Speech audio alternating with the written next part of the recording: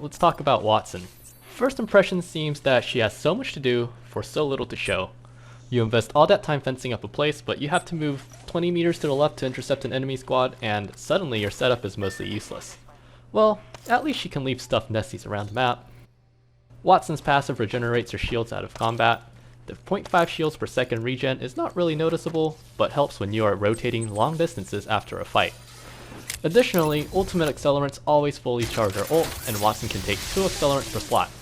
Useful if you can actually find accelerants. Nobody carries accelerants late game, and chances are your bag is too small early game to waste space, making item balancing a tricky task. This does mean that you can stack your ultimates up to 3 at a time. As for what the blue clouds of cotton candy actually do, we will talk about it in greater detail soon. For now, let's move on to the tactical. Setting down 2 nodes creates an electric fence between them.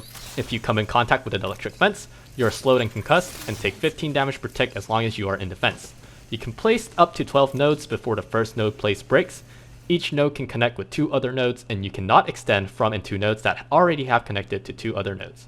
You can pick up nodes, but it means that it will depower the fence connected to that node. Nodes do not automatically reconnect themselves to the nearest node in the line of sight. Your movement is unimpeded even if you have your tactical out. Activities such as jumping onto a zipline and parkouring automatically put your tactical back in. Once 2 nodes are already connected and you exit out of tactical, you have to look at a pre-placed node in order to connect with it.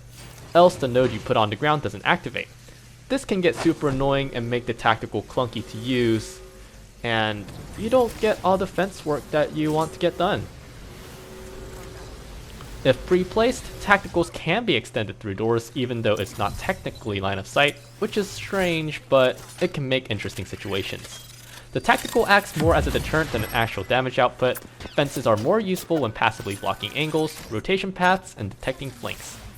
On open ground, there are plenty of ways to go above or around your fences, which makes them very useless when you are on low ground.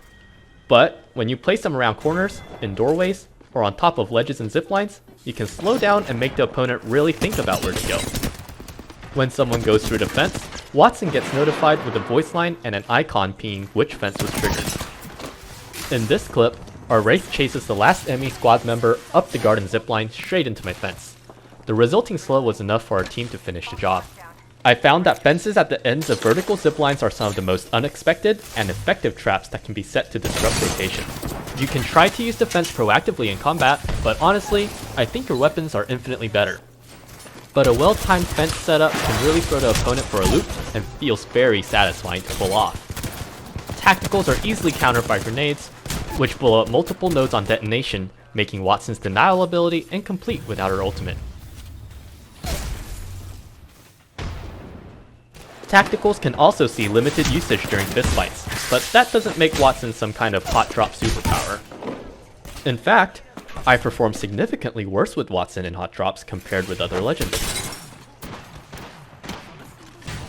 Wattson's tactical really emphasizes having a positional advantage and using defenses to create a battlefield you want to take fights in. In this King's Canyons clip, the enemy is running out of ammo faced with a few unappealing options. Run into the lab portal and give our team time to lock down the lab further, rotate out into Capacitator and risk running into a third party, or finish our team down by 1 member. However, thanks to the Wattson traps, they cannot use their numbers advantage to set a flank against me. As a result, they completely forget that the other door exists. This lets my squad's crypto pick up a weapon and go for a flank, letting us even out the numbers and edge out the victory. The tactical's 30-second cooldown can actually feel quite long. If you don't pick up old nodes, you'll run out pretty quickly when it's actually important. You need 2 nodes for 1 fence, so if you are setting up somewhere new, you technically can require up to 60 seconds to start. This means that without her ult, Wattson can take quite some time to lock down areas. This is less of a problem in smaller rings or platforms where there are less paths to cover, but the architecture needs to be precise or it is basically non-existent, letting enemies push up where you don't expect them to. Wattson's ultimate sets down a nifty pylon that decreases your tactical cooldown to 3 seconds. This lets you create some fences quickly even if you don't have many reserved nodes. Assuming you could spare a backpack slot for some ultimate accelerants, you can make any rotation spot feel like home.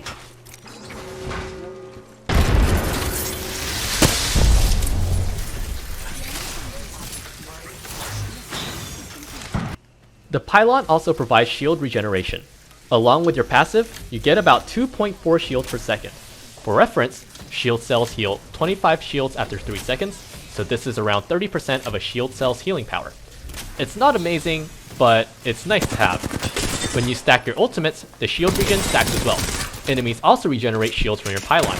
I had to crack Crypto 3 times because he healed from my ult, which almost lets him get away combined with my potato aim. The pylon has 150 health and can be used as cover in a pinch. The most well-known benefit of the ult is that it can zap grenades and other projectiles around it, including ults and tacticals like Fuse ult or Valkyrie tactical, but this includes allied projectiles. I encountered many instances where the ultimate did not zap ordnances that I felt it should have. So I would take aggressive positions thinking that I would not have to worry about nades, which backfired on me multiple times.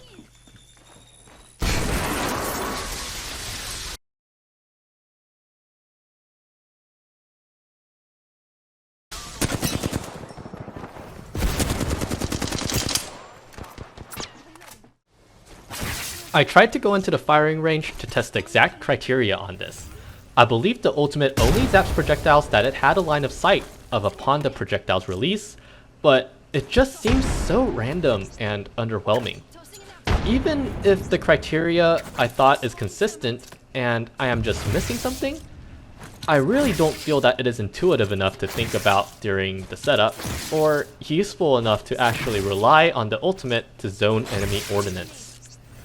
I can throw a thermite grenade next to the ultimate and damage the people hugging it? Wattson seems to have so much utility to be used, but none seem particularly good. All the pieces have to come together for her to shine, and in a battle royale game where you always have to be making do with what you have, she felt very underwhelming. So that's it for a newbie's opinion on Wattson after playing 50 games in a row with her. Statistics are in the description below, and thanks for watching.